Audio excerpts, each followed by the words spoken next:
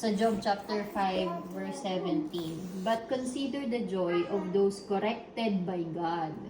Sabi niya, oh, do not despise the discipline of the Almighty when you sin.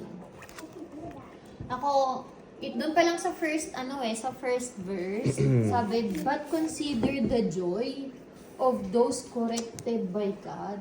So sinabi, when God disciplined you, when God corrected you, then sabi, rejoice, be joyful about it. Bakit kaya sa tingin ninyo? Kasi God is always with us. Kasi mahal tayo ni Lord. He's always watching us. Yeah. Remember that? Sinasabi ko palagi sa inyo guys, di ba? That when we discipline you, that is because we love you. And we care for you. Like So, Jesus. isipin mo yun. Ang pinakamataas at hari nating lahat, didisiplinahin ka. Who are you to be disciplined by God? Diba? Sino ka? Ibig sabihin, if God disciplines you, He knows what's happening in your life. And sino ka ba sa dami ng tao sa mundo para alam niya ang nangyayari sa buhay mo? Sino ka ba sa mundo para bigyan ka pa niya ng oras para disiplinahin ka niya? Diba? Sino kang tao ka na palagi ka nagkakasala sa Diyos, pero may pakialam pa rin siya sa'yo?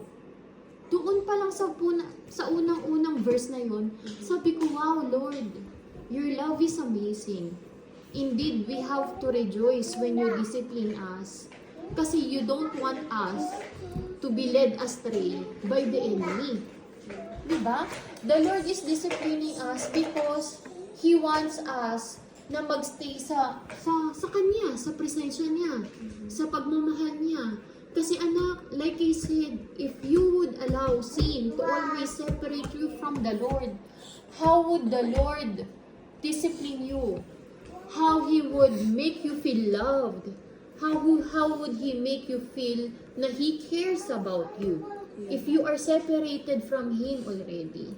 Diba? That's why before you even be led astray by the enemy, didisiplinahin ka na niya. Because anak, I don't want you na malayo sa akin. Ganon ka niya kamahal.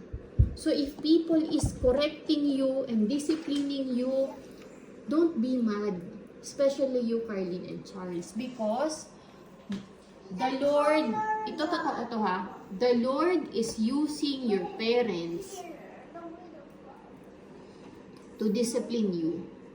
Because the Lord loves you.